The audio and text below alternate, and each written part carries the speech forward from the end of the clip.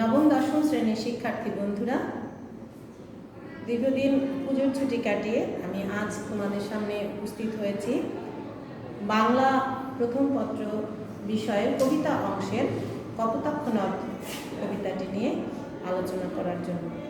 শিক্ষার্থী বন্ধুরা, কপোতাক্ষ নদ কবিতাটি লিখেছেন মাইকেল মধুসূদন দত্ত।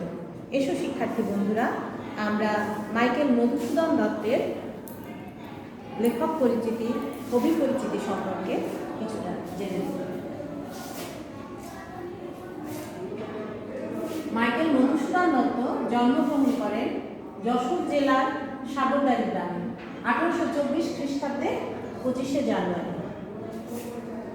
তিনি স্কুল জীবন শেষ করে কলকাতার হিন্দু কলেজে ইংরেজি বিষয়ে লেখাপড়া করেন এবং সেখানে লেখাপড়া করতে করতে তার ইংরেজি সাহিত্যের প্রতি তীব্র অনুরাগ জন্মে এবং এই তীব্র অনুরাগ থেকেই তিনি একজন ইংরেজ কবি হবেন এই ভেবে তিনি 1842 খ্রিস্টাব্দে ধর্মান্তরিত হন, অর্থাৎ খ্রিস্ট ধর্ম গ্রহণ করেন। তখন তার নামের সঙ্গে যোগ হয় মাইকেল এবং খ্রিস্ট ধর্ম গ্রহণ করার পর তিনি ইংরেজি সাহিত্যে বিখ্যাত হওয়ার জন্যে, বিশেষ কবি হওয়ার জন্য তিনি ইউরোপে চলে যান। সেখানে তিনি ফ্রান্সে থাকেন এবং সেখানে থাকা অবস্থায় বিভিন্ন আলোচনা সমালোচনার মধ্যে দিয়ে তার ঘুম ভেঙে যায়। তখন তিনি আবার ফিরে আসেন, তার মাতৃভূমির প্রতি তার তীব্র অনুরাগ জন্মে, তার বাংলা ভাষার প্রতি তার প্রচণ্ড অনুরাগ জন্মে। সেই অনুরাগ থেকে তিনি আবার লিখতে শুরু করেন, বাংলা কাব্যে তার লেখা শুরু করেন। বাংলা কাব্যের মধ্যে দিয়ে আমরা তার প্রতিভার যথার্থ স্ফুরণ দেখতে পাই। তার অমর কীর্তি হচ্ছে মেঘনাদ বধ কাব্য। এছাড়াও তিনি অসংখ্য আরও অনেক কাব্য লিখেছেন, নাটক লিখেছেন এবং প্রহসনও লিখেছেন। তার বিশেষ কীর্তি বাংলা কাব্যে সেটি হচ্ছে অমিত্রাক্ষর ছন্দ। এর আগে বাংলা কাব্যে অমিত্রাক্ষর ছন্দ ছিল না এবং গ্রিক পেট্রাকীয় সনেট থেকে তিনি বাংলা কাব্যে নিয়ে আসেন সনেট। এই দুটির প্রবর্তন করেন। 1873 খ্রিস্টাব্দে 29শে জুন তিনি মৃত্যুবরণ করেন। শিক্ষার্থী বন্ধুরা, আমাদের পাঠ্যপুস্তকেও বেশ সুন্দর করেই এই কবি পরিচিতি দেওয়া আছে এবং তোমরা এর মধ্যে দিয়ে কবি সম্পর্কে জানতে পারবে বা কিছুটা পাঠ করলেই তোমরা জানতে পারবে। শিক্ষার্থী বন্ধুরা, এখন আমরা কবিতাটি একটুখানি পাঠ করে জেনে নিব, কারণ কবিতার মধ্যে যে বক্তব্য আছে তা তোমাদেরকে কবিতা পাঠ করেই জানতে হবে। সতত হে নদ তুমি পরম মনে, সতত তোমার কথা ভাবিয়ে বিরলে, সতত যেমতি লোক নিশার স্বপনে, শোনে মায়া মন্ত্র ধ্বনি তব কলকলে, জুড়াই এ কান আমি ভ্রান্তির ছলনে। শিক্ষার্থী বন্ধুরা, কবিতার এই অংশটুকুর মধ্যে কবি কি বলতে চেয়েছে? সতত শব্দের অর্থ হচ্ছে সব সময়। সতত হে নদ তুমি পরম মনে, অর্থাৎ হে নদ বলে তিনি যে নদকে সম্বোধন করেছেন তা হচ্ছে তার বাড়ির এই সাগরদাড়ি গ্রামের পাশ দিয়ে বয়ে যাওয়া কপোতাক্ষ নদটি। কপোতাক্ষ নদকে তিনি বলেছেন যে কপোতাক্ষ নদ, তোমার কথা আমার সব সময় মনে পড়ে, সতত তোমার কথা ভাবিয়ে বিরলে, অর্থাৎ আমি সব সময় শুধু তোমার কথাই ভাবছি। বিরলে অর্থাৎ যখনই সময় নীরব হয়, আশেপাশে আমার কেউ থাকে না, আমি অবসর পাই, তখনই শুধু আমার তোমার কথাই মনে হয়। সতত যেমতি লোক নিশার স্বপনে, শুনে মায়া মন্ত্র ধ্বনি তব কলকলে, জুড়াই এ কান আমি ভ্রান্তির ছলনে। এই লাইন দুটির মধ্যে দিয়ে কবি বলতে চেয়েছেন যে তোমার কলকল শব্দ যেন রাত্রের স্বপ্নের মতো, মানুষ রাত্রিবেলা স্বপ্নে অনেক সময়ই মন্ত্রধ্বনি পেয়ে যায়, অর্থাৎ সৃষ্টিকর্তার অলৌকিক কোনো শব্দ সে পেয়ে যায়। সেই কথাটি তিনি এখানে বলতে চেয়েছেন যে সতত যেমতি লোক নিশার স্বপনে শোনে মায়া মন্ত্রধ্বনি, অর্থাৎ যে মায়া মন্ত্র, অলৌকিক কোনো মায়া মন্ত্রের মতন তার কাছে মনে হয়েছে কবির এই কপোতাক্ষ নদের কল কল শব্দ। সতত তব কল কলে জুড়াই এ কান আমি ভ্রান্তির ছলে। মূলত লাইনটি হচ্ছে এটি। তিনি ছন্দের মিলের জন্যে যেমতি লোক নিশার স্বপনে শুনে মায়া মন্ত্রধ্বনি, এই শব্দগুলো তিনি এখানে প্রয়োগ করেছেন বাক্যের মধ্যে। অর্থাৎ অত দূরে বসেও, সেই ফ্রান্সে বসেও তিনি যেন সেই কপোতাক্ষ নদের কলকল ধ্বনি তিনি যেন শুনতে পাচ্ছেন। এবং তিনি বলেছেন জুড়াই এ কান আমি ভ্রান্তির ছলনে, অর্থাৎ আমার কান আমি জুড়াই ভুলের ছলনায়। ভ্রান্তির ছলনে মানে হচ্ছে ভুলের ছলনায়। এখানে ভুলের ছলনা বলতে, ভ্রান্তির ছলনে বলতে বোঝানো হয়েছে এই যে প্রকৃতপক্ষে অত দূরে থেকে কপোতাক্ষ নদের এই কলকল শব্দ শোনা কিন্তু আসলে সম্ভব নয়। কবি নিজে বুঝতে পারছেন যেটা আমার ভুল, তাই তিনি এখানে ভ্রান্তির ছলনে শব্দ দুটি প্রয়োগ করেছেন। বহু দেশে দেখিয়াছি বহু নদদলে, কিন্তু এ স্নেহের তৃষ্ণা মিটে কার জলে। দুগ্ধ স্রোতরূপী তুমি জন্মভূমি স্তনে। আমি আবারও পড়ছি, বহু দেশে দেখিয়াছি বহু নদদলে, কিন্তু এ স্নেহের তৃষ্ণা মিটে কার জলে। দুগ্ধ স্রোতরূপী তুমি জন্মভূমি স্তনে। কবি বলেছেন আমি বহু দেশ ঘুরে, অর্থাৎ তিনি সেই ইউরোপে যেতে গিয়ে অথবা তিনি আরো অন্যান্য দেশ ঘুরে ফিরে তিনি অনেক নদ নদী দেখেছেন, কিন্তু এই কপোতাক্ষ নদের প্রতি যে স্নেহের তৃষ্ণা, অর্থাৎ কপোতাক্ষ নদের সেই স্নেহ তিনি ভুলতে পারেননি। আর কপোতাক্ষ নদের সেই স্নেহের তৃষ্ণা আর কোনো জলেই তার মেটে নাই। অর্থাৎ শৈশব এবং কৈশোরে তিনি কপোতাক্ষ নদের তীরে বাস করে তার জলে তৃষ্ণা মিটিয়েছেন, তার জলে স্নান করেছেন, সাঁতার কেটেছেন। এই যে নিজের মাতৃভূমির প্রকৃতির প্রতি যে একটা টান, অর্থাৎ এই যে কপোতাক্ষ নদের যে স্নেহ, তা তিনি অনেক দেশের অনেক জল পান করে মেটানোর চেষ্টা করেছেন, কোনো জলেই তার সেই তৃষ্ণা মেটেনি। দুগ্ধ স্রোতরূপী তুমি জন্মভূমি স্তনে। তিনি এই মাতৃভূমি বাংলার বুকের উপর দিয়ে, অর্থাৎ দুগ্ধ স্রোতের মতো, মায়ের স্তনের মতো বয়ে চলেছে। অর্থাৎ মায়ের বুকে শিশু দুগ্ধরূপী স্তন পান করে, মায়ের স্তনে দুগ্ধ পান করে শিশু যেমন তৃষ্ণা মেটায়, তেমনি কপোতাক্ষ নদ কবির কাছে মনে হয়েছে দুগ্ধ স্রোতরূপী তুমি জন্মভূমি স্তনে, অর্থাৎ জন্মভূমির বুকে দুগ্ধের স্রোতের মতোই যেন কপোতাক্ষ নদ বয়ে চলেছে। শিক্ষার্থী বন্ধুরা, এই প্রথম যে 8টি লাইন, এই 8টি লাইনকে বলা হয় অষ্টক। আমি আবারও একবার তোমাদের জন্য এই প্রথম 8 লাইন একটুখানি পাঠ করে শোনাচ্ছি। সতত হে নদ তুমি পরমোর মনে, সতত তোমার কথা ভাবিয়ে বিরলে, সতত যেমতি লোক নিশার স্বপনে শুনে মায়া মন্ত্র ধ্বনি তব কলকলে। জুড়াই এ কান আমি ভ্রান্তির ছলনে। বহু দেশে দেখিয়াছি বহু নদদলে, কিন্তু এ স্নেহের তৃষ্ণা মিটে কার জলে। দুগ্ধ স্রোতরূপী তুমি জন্মভূমির স্থানে। এই প্রথম 8 লাইনকে বলা হচ্ছে অষ্টক, এবং এই অষ্টকের যে মূল উদ্দেশ্য তা হচ্ছে ভাবের প্রবর্তনা, অর্থাৎ কবির মনের ভাবের প্রবর্তনা বা শুরু। এর মধ্যে দিয়ে কবি তার মনের মধ্যে যে কপোতাক্ষ নদের জন্যে স্মৃতি কাতরতা অনুভব করেছেন, সেই স্মৃতি কাতরতা প্রকাশ পাচ্ছে। এবং তিনি কপোতাক্ষ নদকে যে মায়ের বুকের স্তনের সাথে, দুগ্ধ স্রোতরূপী স্তনের সাথে তুলনা করেছেন, তা তিনি এখানে বলেছেন।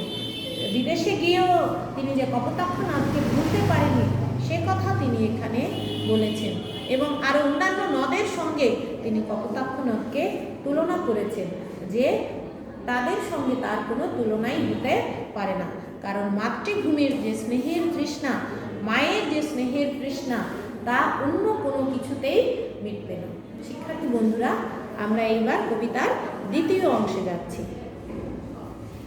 আর কি হবে দেখা যতদিন যাবে, প্রজারূপে রাজরূপ সাগরের দিতে, বাড়িরূপ কর তুমি এ মিনতি গাবে বঙ্গজ জনের কানে সখে সখারিতে নাম তার এ প্রবাসে মজি প্রেম ভাবে লইছে যে তব নাম বঙ্গের সঙ্গীতে।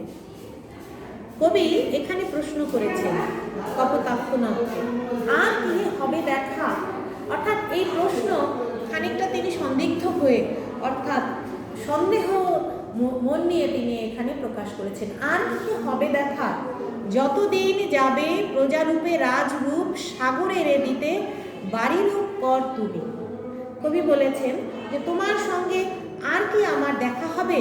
তুমি যতদিন যাবে, অর্থাৎ যতদিন যেতে থাকবে, তুমি তো প্রজারূপে রাজরূপ সাগরের বাড়িরূপ কর দিতে যাবে। এর মানে হচ্ছে, অর্থাৎ কবি এখানে সাগরকে বলেছেন রাজা এবং কপোতাক্ষ নদ বা নদ নদীকে বলেছেন প্রজা, এবং প্রতিটি নদ নদী বয়ে গিয়ে শেষ পর্যন্ত সাগরে প্রবাহিত হয় বা সাগরে পতিত হয়। তো সেই কথাটাই কবি এখানে বলেছেন যে তুমি তো যতদিন যাবে প্রজারূপে রাজরূপ সাগরের দিতে বাড়িরূপ কর তুমি। বাড়িরূপ মানে হচ্ছে জলরূপ বা পানিরূপ, যে কর, কর মানে হচ্ছে খাজনা। কবি কপোতাক্ষ নদের এই বয়ে নিয়ে যাওয়া জলকে বলেছেন খাজনা। অর্থাৎ রাজাকে প্রজা যেমন খাজনা দেয়, তেমনি এই বাড়িরূপ কর দিতে কপোতাক্ষ নদ সাগরের বুকে বয়ে যাবে, এবং সেই সময়ে তাকে কি করতে হবে তার কাছে সেই মিনতি কবি জানিয়েছেন। বাড়িরূপ কর তুমি এ মিনতি, অর্থাৎ তোমার কাছে আমার এই অনুরোধ, তোমার কাছে আমার এই মিনতি গাবে বঙ্গজ জনের কানে, তুমি বাংলাদেশের মানুষের কানে কানে গাইবে, বলবে। কি বলবে? সখে সখারিতে। কবিতাকে সম্বোধন করেছেন সখে, বন্ধু, সখারিতে বন্ধুত্বের নিয়মে। বঙ্গজ জনের কানে সখে সখারিতে নাম তার এ প্রবাসে মজি প্রেম ভাবে লইছে যে তব নাম বঙ্গের সঙ্গীতে। কবি বলেছেন বন্ধু, বন্ধুত্বের নিয়মে তুমি যখন সাগরকে কর দিতে যাবে, যেতে যেতে তুমি তাদের কানে কানে বলবে যে আমি বাংলাদেশকে, আমার মাতৃভূমিকে ভুলে যাইনি। এই প্রবাসে বসেও, এই বিদেশে বসেও আমি তার প্রেমেই মজে আছি, আর তার প্রেমে মজে থেকে তার নামই আমি নিচ্ছি বাংলা গানের মধ্যে দিয়ে। অর্থাৎ বাংলা ভাষায় যে কবি কবিতা লেখা শুরু করেছেন তাকে তিনি বলেছেন বাংলা গান। অর্থাৎ এই যে তার ভুল ভেঙেছিল, এই কবিতার এই শেষ লাইন কয়টির মধ্যে দিয়েই বোঝা যায়। তিনি ইংরেজি সাহিত্যের প্রতি তীব্র অনুরাগ নিয়ে তিনি ইংরেজ কবি হওয়ার জন্যে তিনি ইউরোপে গিয়েছিলেন, কিন্তু সেখানে গিয়ে তার ভুল ভেঙেছে। তার এই কপোতাক্ষ নদের কথা, মাতৃভূমির কথা, মায়ের কথা এবং বাংলাদেশের মানুষের কথা তার মনে হয়েছে, এবং তিনি তখন এই কবিতা লেখা শুরু করেছেন। তার মনের এই ব্যাকুলতা, তার মনের এই স্মৃতিকাতরতা, তার এই দেশপ্রেম, তার এই কপোতাক্ষ নদ এবং আরও অনেক কবিতার মধ্যে দিয়ে তিনি সেখানে বসে প্রকাশ করেছেন, এবং তিনি কপোতাক্ষ নদকে অনুরোধ করেছেন, সম্বোধন করেছেন বন্ধু বলে, এবং অনুরোধ করেছেন বন্ধু তুমি এই কথা বাংলাদেশের মানুষের কানে কানে বলবে যে আমি আমার জন্মভূমিকে, মাতৃভূমিকে ভুলে যাইনি, আমি তার নামই নিচ্ছি বাংলা গানের মধ্যে দিয়ে। শিক্ষার্থী বন্ধুরা, কবিতার এই শেষ অংশে 6টি লাইন আছে। এই 6টি লাইনকে বলা হচ্ছে ষষ্ঠ, প্রথম 8 লাইনকে বলা হচ্ছে অষ্টম, এবং শেষ 6টি লাইনকে বলা হচ্ছে ষষ্ঠ। প্রথম 8টি লাইনে কবির মনের ভাবের প্রবর্তনা হয়েছে, আর শেষ 6টি লাইনে হয়েছে ভাবের পরিণতি। অর্থাৎ তিনি শেষ 6টি লাইনে কপোতাক্ষ নদের কাছে কি চেয়েছেন তা তিনি এখানে প্রকাশ করেছেন। শিক্ষার্থী বন্ধুরা, এই 8 আর 6 মোট হচ্ছে এই কবিতায় 14টি লাইন, অর্থাৎ এটি হচ্ছে একটি চতুর্দশপদী কবিতা। এই চতুর্দশপদী কবিতাকে ইংরেজিতে বলা হয় সনেট, এবং বাংলা ভাষায় মাইকেল মধুসূদন দত্তের আগে আর কেউ কখনো এই সনেট বা চতুর্দশপদী কবিতা লেখেননি। এই কবিতার যেমন 14টি লাইন, তেমনি প্রত্যেকটি লাইনে 14টি অক্ষর রয়েছে, অর্থাৎ আকার ইকারকে সঙ্গে নিয়েই গণনা করলে দেখা যায় এখানে 14টি লাইন আছে। আমি তোমাদেরকে একটুখানি 14টি লাইনের মধ্যে প্রতিটি লাইনে যে 14টি করে অক্ষর আছে তা একটুখানি দেখিয়ে দিচ্ছি। শিক্ষার্থী বন্ধুরা,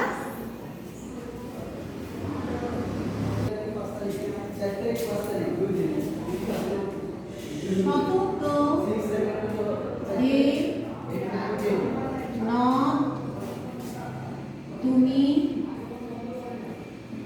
করো মন মনে। শিক্ষার্থী বন্ধুরা, এখানে 3টি অক্ষর, এখানে 1টি অক্ষর, সতত এখানে 3টি, এখানে 1টি, নট এখানে 2টি, তুমি এখানে 2টি অক্ষর, করো এখানে 2টি অক্ষর, মন এখানে 2টি অক্ষর, মনে এখানে 2টি অক্ষর। অর্থাৎ একসাথে ঠিক যতটুকু উচ্চারণ করা যায় সেটাই হচ্ছে অক্ষর। তো এইগুলো আমরা যদি যোগ করে দিই তাহলে 3 আর 1 4 আর 2 6 আর 2 8 আর 2 10, 2 12, 2 14। অর্থাৎ 14 চরণ বিশিষ্ট কবিতাকে চতুর্দশপদী কবিতা বলা হয় এবং তার প্রতিটি লাইনে এরকম করে 14টি অক্ষর রয়েছে। অক্ষর আর বর্ণের মধ্যে পার্থক্য আছে। এখানে এগুলো হচ্ছে অক্ষর, আর এগুলোকে আমরা আরো বিশ্লেষণ করলে আমরা বর্ণ পাবো। আচ্ছা, এরপরে শিক্ষার্থী বন্ধুরা, এই 14 চরণ বিশিষ্ট কবিতার আর একটি বৈশিষ্ট্য আছে, সেটি হচ্ছে এর অন্তমিল বিন্যাস। শিক্ষার্থী বন্ধুরা, এসো আমরা সেই অন্তমিল বিন্যাসটি একটুখানি দেখে নিই।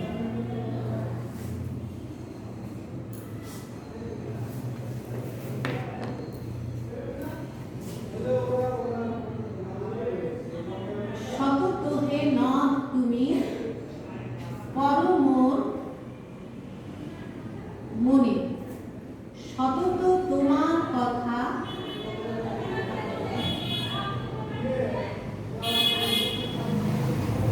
ভাবিয়ে বিরলে,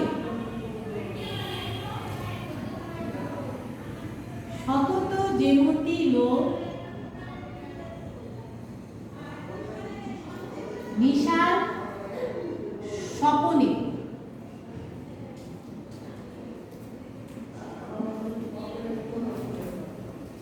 শুনে মায়া মন্ত্রধ্বনি তব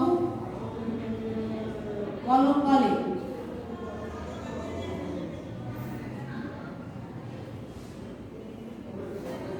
জুড়াই এ কান আমি ভ্রান্তির ছলনে, বহু দেশে দেখিয়াছি বহু নদ দলে, কিন্তু স্নেহের তৃষ্ণা মিটে কার জলে, দুগ্ধ স্রোতরূপী তুমি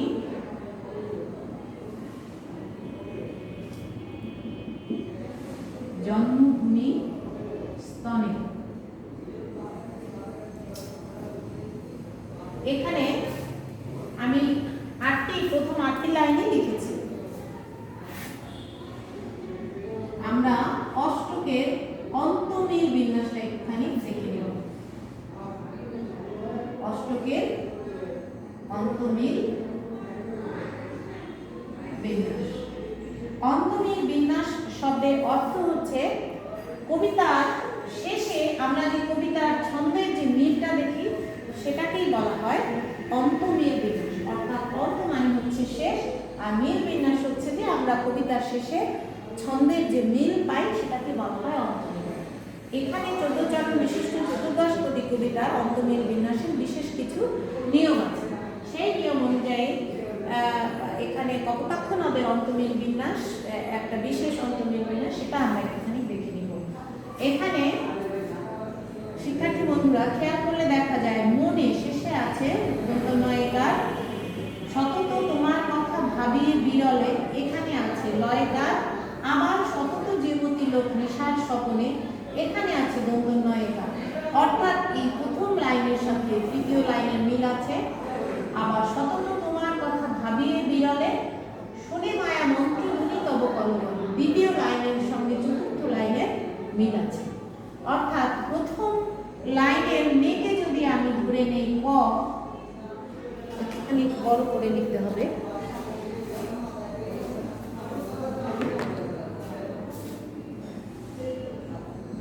দ্বিতীয় লাইনকে আমি যদি ধরি ক, তাহলে তৃতীয় লাইনের অন্তর্মিল বিন্যাসটা আমি বলতে পারি ক, চতুর্থ লাইনের অন্তর্মিল বিন্যাসটা আমি বলতে পারি ক। তাহলে প্রথম চার লাইনের যে অন্তর্মিল বিন্যাস তা হচ্ছে ক খ ক খ। শিক্ষার্থী বন্ধুরা পরের চার লাইনে মেয়েকে যদি আমরা বলি ক, নদ দলে মেয়েকে খ, কিন্তু স্নেহের তৃষ্ণা মিটে তার জলে আবার খ, দুগ্ধ স্রোতরূপী তুমি জন্মভূমি স্থানে আবার খ। এই যে চারটি লাইনের অন্তর্মিল বিন্যাস তাকে যদি আমরা একটুখানি সাজাই তাহলে দেখা যায় ক খ খ ক।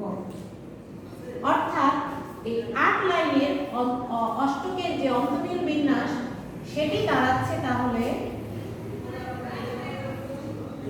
ক খ ক খ ক খ খ ক। এটি হচ্ছে অষ্টকের অন্তর্মিল বিন্যাস। শিক্ষার্থী বন্ধুরা আশা করি বুঝতে পেরেছ এই অংশটুকু।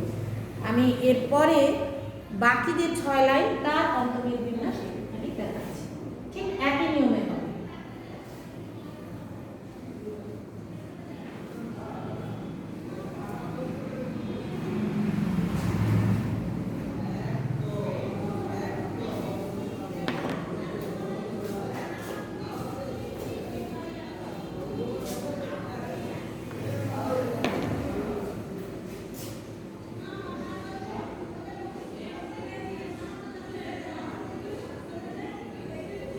ষষ্ঠকের অন্তর্মিল বিন্যাস। আন ইহে হবে দেখা যতদিন যাবে, প্রজারূপে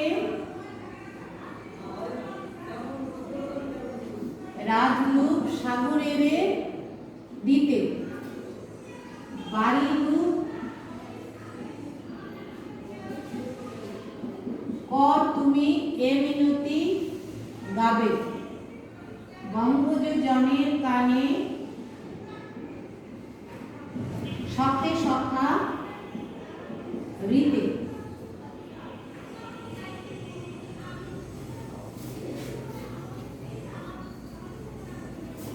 নাম তার এ প্রবাসে মজি প্রেম ভাবে, লইছে যে তব নাম বঙ্গে সঙ্গীতে। শিক্ষার্থী বন্ধুরা এখানে শেষে আছে আর কিহে হবে দেখা যতদিন যাবে। আমি বেকে যদি গ ধরি এবং দ্বীপের এই তেকে যদি ভ ধরি তাহলে পরের অংশে আবার গাবেতে বে আছে গ, দিতেতে তে আছে ঘ, ভাবেতে বে আছে গ এবং সঙ্গীতে তে আছে ঘ। অর্থাৎ এই ৬ লাইনের অন্তর্মিল বিন্যাস হচ্ছে গ ঘ গ ঘ গ ঘ। অর্থাৎ পুরো কবিতাটির যে অন্তর্মিল বিন্যাস তাকে যদি আমরা একটুখানি সাজাই তাহলে সেটি কি হয়?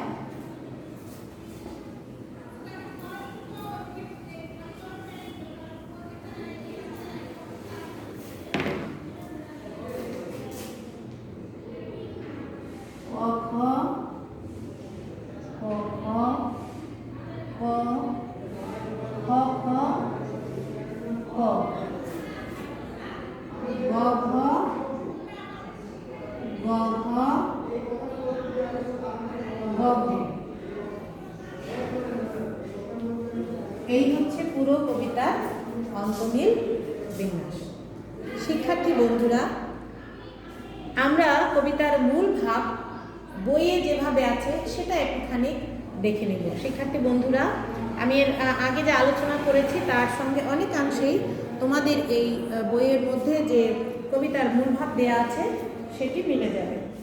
কপোতাক্ষ নদ কবিতাটি কবির চতুর্দশ পদী কবিতাবলী থেকে গৃহীত হয়েছে। এই কবিতায় কবির স্মৃতিকাতরতার আবরণে তার অত্যুজ্জ্বল দেশপ্রেম প্রকাশিত হয়েছে। শিক্ষার্থী বন্ধুরা, অর্থাৎ কবি স্মৃতিকাতর হয়েছেন সেটি প্রকাশ পেয়েছে এবং তার মধ্যে দিয়ে তার অতি উজ্জ্বল যে দেশপ্রেম, দেশের জন্য ভালোবাসা সেটি প্রকাশ পেয়েছে। আমরা কারো জন্য কখন স্মৃতিকাতর হই? যখন তার জন্য আমাদের অনেক স্নেহ বা ভালোবাসা থাকে, তখনই তাকে আমরা কাছে না পেলে তার প্রতি আমরা স্মৃতিকাতর হই। কবি যশোর জেলার কপোতাক্ষ নদের তীরে সাগরদাড়ি গ্রামে জন্মগ্রহণ করেন। শৈশবে মধুসূদন এই নদের তীরে প্রাকৃতিক পরিবেশে বড় হয়েছেন। যখন তিনি ফ্রান্সে বসবাস করেন তখন জন্মভূমির শৈশব কৈশোরের বেদনা বিধুর স্মৃতি তার মনে জাগিয়েছে কাতরতা। দূরে বসেও তিনি যেন কপোতাক্ষ নদের করকলধ্বনি শুনতে পান। কত দেশে কত নদনদী তিনি দেখেছেন, কিন্তু জন্মভূমির এই নদ যেন মায়ের স্নেহডোরে তাকে বেঁধেছে। একবারে কবিতার ভাষায় তিনি যা প্রকাশ করেছেন, এখানে সেই কথাগুলোই গদ্য আকারে লেখা আছে। কিছুতেই তিনি তাকে ভুলতে পারেননি। কবির মনে সন্দেহ জাগে আর কি তিনি নদের দেখা পাবেন?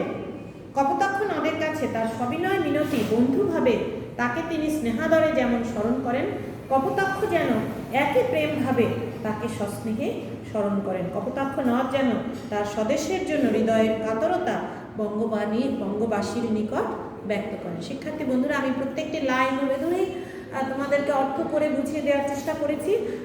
তারপরেও আমি তোমাদেরকে যে পাঠ পরিচিতি বা কবিতার যে মূল বক্তব্য এখানে দেওয়া আছে সেটি পাঠ করে শোনালাম। আশা করি তোমরা বুঝতে পেরেছো এবং তোমাদের যে পরবর্তী যে অ্যাসাইনমেন্ট সেখানে তোমরা এই ক্লাসটি দেখে তোমাদের অ্যাসাইনমেন্ট তৈরি করার চেষ্টা করবে। আশা করি তোমরা সুন্দর করে অ্যাসাইনমেন্ট তৈরি করতে পারবে। ধন্যবাদ সকলকে, ধন্যবাদ শিক্ষার্থী বন্ধু।